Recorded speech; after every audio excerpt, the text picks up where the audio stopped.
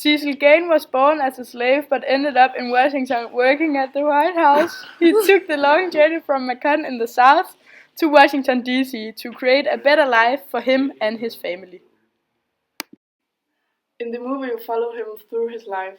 First, you see Cecil as a child and how his family and him are working in a cotton field. When Cecil's father was killed, the mother in the house where they worked takes Cecil with open arms and teaches him to be a house nigger. After many years as a house nigger, he ran away. Then, as a grown-up, he gets a job at the White House in the period 1952 to 1986.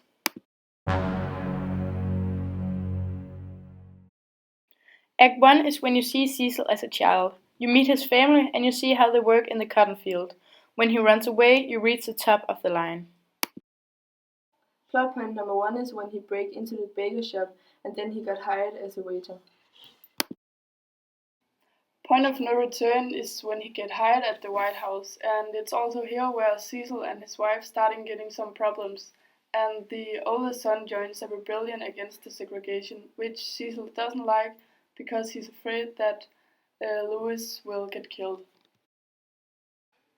Plot point number 2 is when he get united with Louis again after many years and he quit his job at the White House. Act 3 is the end.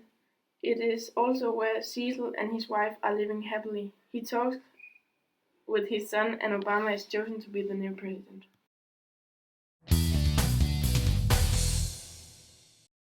Cecil started his life in a cotton field. He ran away and then he got hired at the White House. He likes his job very much. He is told that when you work in the White House, you can't have politics interest. He was told, you hear nothing, you see nothing, you only serve. And because of that, he doesn't think that the idea his oldest son, Louis, got about fighting for equal rights was a good idea. He really tries to be a good father at home, and he wants his kids to have a better childhood than he had. When he got invited to the state dinner, it changes his side a lot. He realized that the things his son has done maybe wasn't a crime.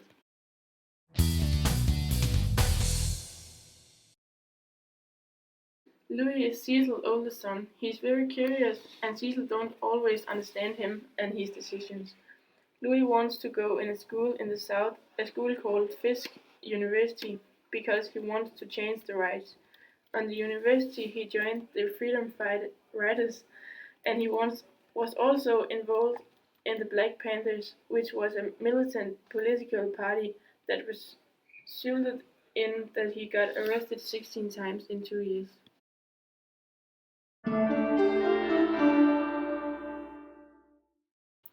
The time period where he was a butler was a tough time for the black people. In America it was called segregation. It meant that the white people were against the black people. The white people hated the blacks. They wasn't treated like humans, more like slaves or animals. So any white man could kill that colored person without being punished. And as we see in the movie, Cecil's mother get raped by the man in the house, and he also shoot his father. The white and the colored were also separated. For example, they went to different schools, the buses were divided, and the restaurants had a special area for the colored, so everything was separated. And the Ku Klux Klan was also a group of white people who were against colored, and in the movie we also saw how they attacked the Freedom Riders bus, which Louis was a part of.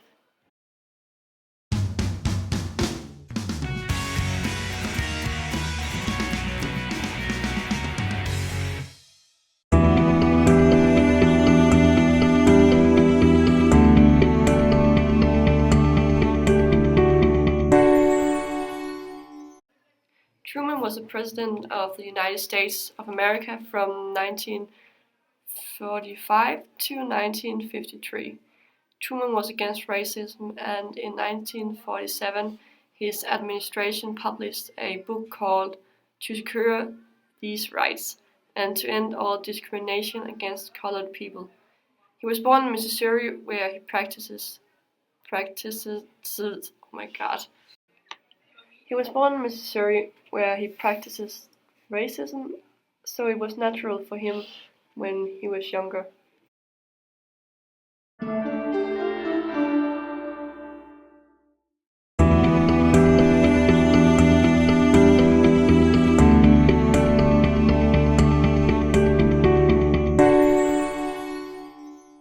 Eisenhower was the president from 1953 to 1961. Eisenhower had not been known for his support of the civil rights movement. He never gave support to the civil rights movement, believing that you could not force people to change their beliefs.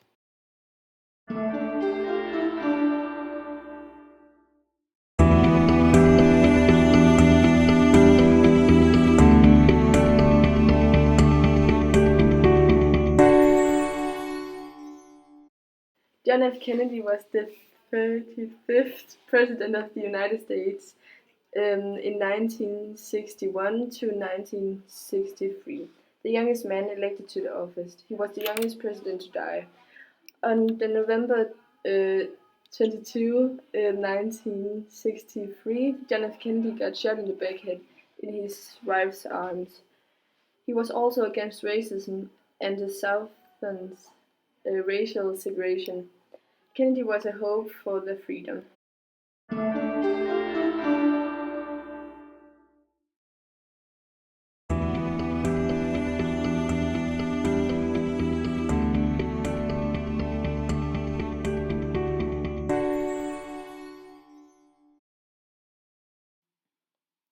Lyndon was the 36th President of the United States. As the strength of the civil rights movement grew, John F. Kennedy made passage of a new civil rights bill one of the platforms of a successful 1960s presidential campaign. Lyndon B. Johnson has been credited with being one of the most important figures in the civil rights movement.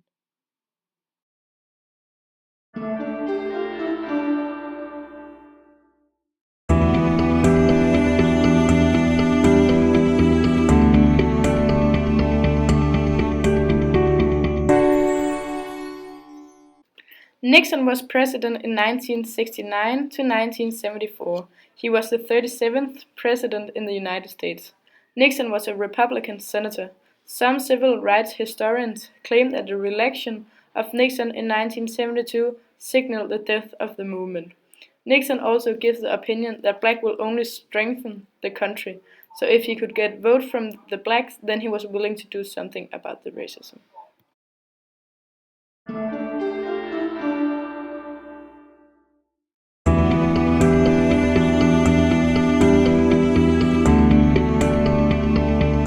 Gerald Ford was the president from 1974 to 1977. Gerald didn't thought that the civil rights was important to change.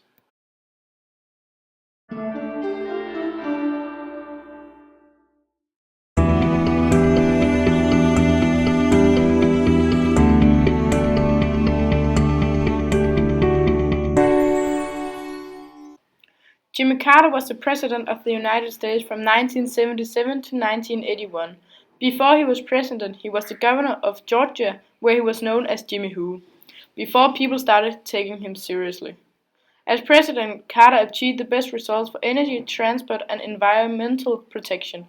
Carter had never been a popular president. He mostly put his focus on the civil rights.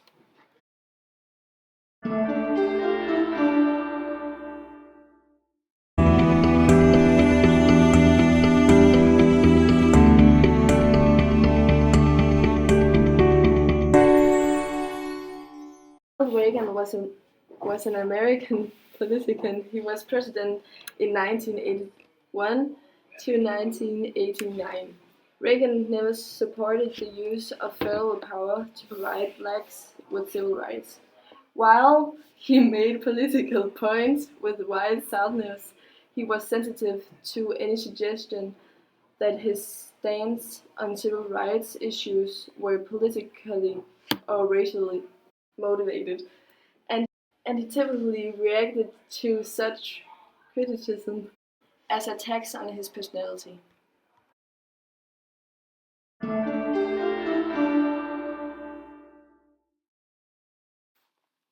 Many of the presidents were against the racism, and mostly all of them wanted to change the view on the blacks. A president who really changed something was John F. Kennedy.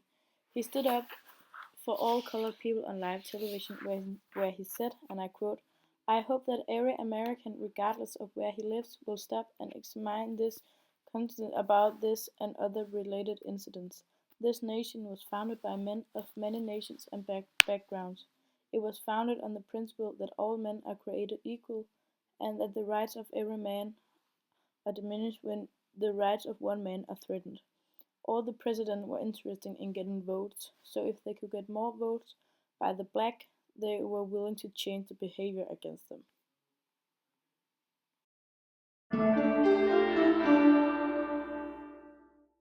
Some of the themes in the movie is, for example, racism, civil rights, and politics.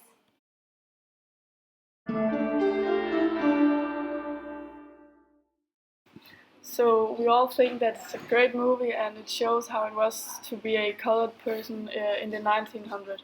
You learn a lot about the inside in the White House, for example, when they have discussions and take decisions. But all things considered, is it a really great movie, and it's a good eye-opener for what happened in the US under the segregation.